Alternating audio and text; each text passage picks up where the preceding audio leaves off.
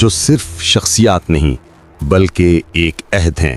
ان میں سے ایک نام عدل کا مینار، حق اور سچائی کی پہچان حضرت عمر فاروق رضی اللہ عنہ کا ہے۔ ہجرت مدینہ سے بہت پہلے مکہ کی گرم ریت پر ایک نوجوان گھومتا تھا، طاقتور، بہادر، زبان میں کڑک اور دل میں عزت و غیرت کی آگ۔ یہ وہ دور تھا جب قریش ان کی طاقت سے واقف تھے۔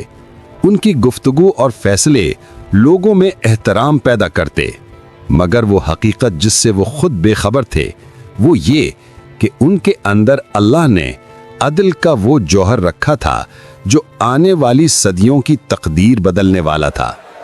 اسلام کے ابتدائی دنوں میں حضرت عمر رضی اللہ عنہ سخت ترین مخالفین میں شمار ہوتے تھے۔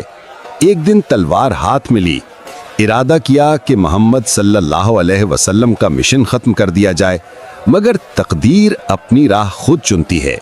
راستے میں خبر ملی کہ تمہاری بہن فاطمہ رضی اللہ عنہا بھی اسلام قبول کر چکی ہیں، اور وہ لمحہ جس نے تاریخ کا رخ بدل دیا، جب انہوں نے اپنی بہن کا قرآن کی آیات پڑھنا سنا، دل کی دنیا بدل گئی۔ آنسو جاری ہوئے، دل پدل گیا، اور وہ بول اٹھے، مجھے بھی وہی راہ دکھاؤ جو محمد صلی اللہ علیہ وسلم دکھاتے ہیں۔ اس دن عمر نہیں، عمر فاروق پیدا ہوئے، حق اور باطل میں فرق کرنے والے۔ حضرت عمر رضی اللہ عنہ کے اسلام قبول کرتے ہی جسے کائنات میں نئی روح دوڑ گئی۔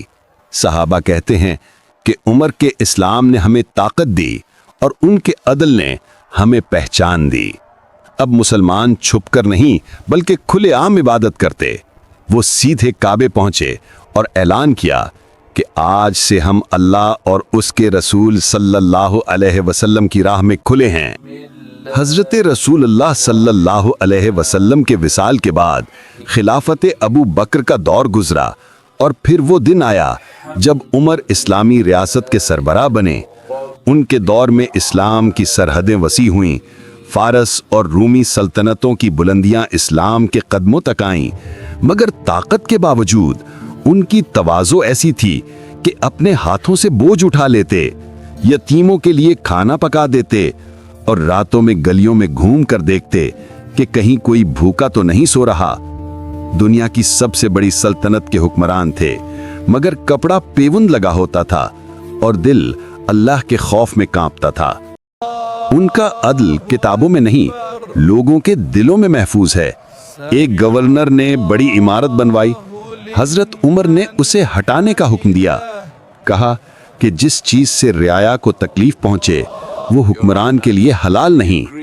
ایک بار ایک طاقتور شخص نے غریب کو مارا، حضرت عمر نے قاضی کے سامنے دونوں کو کھڑا کیا اور کہا کہ اسلام میں طاقتور اور کمزور برابر ہیں۔ اور پھر وہ دن بھی آیا جب ایک فجر کے وقت انہیں شہید کر دیا گیا۔ زخموں سے نڈھال تھے، مگر لوگوں سے یہی پوچھتے رہے کہ میری امت ٹھیک ہے نا؟ زندگی بھر عدل کیا اور اسی عدل نے انہیں زندہ جاوید بنا دیا۔ حضرت عمر کی زندگی ہمیں بتاتی ہے کہ طاقت اصل میں کردار سے آتی ہے، حکومت دلوں پر کرنی ہوتی ہے، اور ایمان انسان کو وہ بنا دیتا ہے جو دنیا کے نقشے بدل دے۔ یہ تھے عمر فاروق، جن کے نام سے تاریخ کا ہر پنہ روشن ہے اور جن کے عدل کو زمانہ آج بھی مثال بنا کر دیکھتا ہے۔